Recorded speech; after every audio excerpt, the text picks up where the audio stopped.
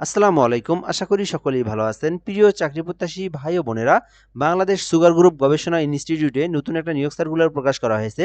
সার্কুলারটা আপনারা দেখতে পারেন, একেবারেই নতুন একটা সার্কুলার। তো এখানে বেশ কিছু পদসংখ্যা আছে এবং এখান থেকে আবেদনের পদ্ধতি, পেমেন্ট পদ্ধতি, শিক্ষাগত যোগ্যতা সকল কিছু নিয়ে আজকের ভিডিওতে আমি সুন্দর করে আলোচনা করে আপনাদেরকে দেখে দেওয়ার চেষ্টা করব। তাহলেই কিন্তু এই সার্কুলার নিয়ে সকল কিছু আপনি জানতে পারবেন।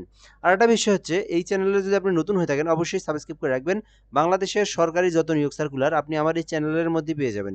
এর জন্য অবশ্যই সাবস্ক্রাইব করে আমাদের সঙ্গে যুক্ত থাকবেন।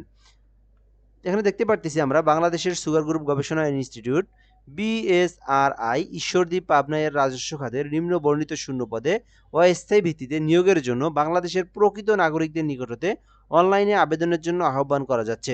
তো এটা একটা সুগার গ্রুপের নিয়োগ সার্কুলার এবং এটা হচ্ছে পাবনা ঈশ্বরদীতে অবস্থিত। আর এটা কিন্তু বাংলাদেশের সকল জেলার যে কোনো প্রার্থী চাইলে আবেদন করতে পারবে, নারী পুরুষ সকলেই আবেদন করতে পারবে এবং অনলাইনের মাধ্যমে কিন্তু আবেদন করতে হবে।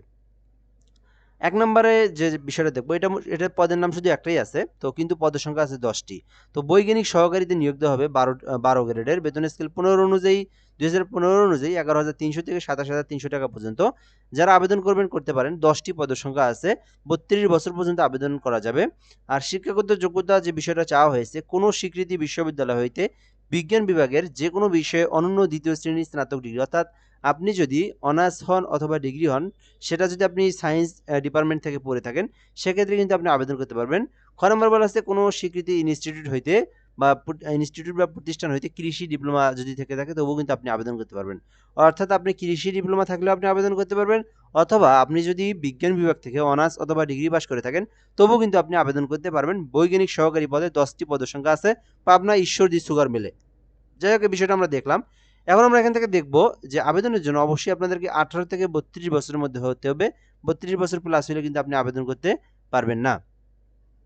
এরপর এখানে বেশ কিছু বিষয় দেওয়া আছে, এগুলো আমাদের এখন প্রয়োজন নাই, এগুলো মৌখিক পরীক্ষার সময় প্রয়োজন হয়।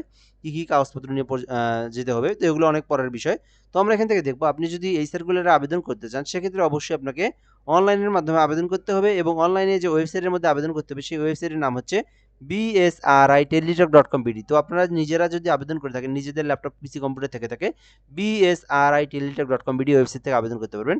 অথবা চাইলে আপনি আমাদের মাধ্যমে আবেদন করে নিতে পারেন। আমরা কিন্তু বাংলাদেশের যত সরকারি নিয়োগ সার্কুলার আছে, সকল সরকারি নিয়োগ সার্কুলারের আবেদন করে দিয়ে থাকি। তো আপনি চাইলে আমাদের এই হোয়াটসঅ্যাপ নাম্বারটাতে এসএমএস করে আমাদের মাধ্যমে নির্ভুলভাবে এই আবেদনটা করে নিতে পারেন। এছাড়াও যে কোনো সরকারি চাকরির আবেদনের জন্য এই নাম্বারে কন্ট্যাক্ট করতে পারেন। তো এরপরে যদি আমরা এখান থেকে দেখি আবেদনের জন্য, আবেদনটা শুরু হবে 8/12/2025, অর্থাৎ ডিসেম্বরের 8 তারিখে শুরু হবে, যেটা শেষ হবে ডিসেম্বরের 28 তারিখ পর্যন্ত। তো আগামীকাল থেকে আবেদনটা শুরু হবে, যেটা চলবে 28শে ডিসেম্বর পর্যন্ত। এর মধ্যে কিন্তু আপনাদেরকে এই সার্কুলারে আবেদনটা করতে হবে। তো কত টাকা ফি প্রদান করতে হবে? তো 12 গ্রেডের ফি হচ্ছে 168 টাকা। 168 টাকা 12 গ্রেডের সরকারি ফি।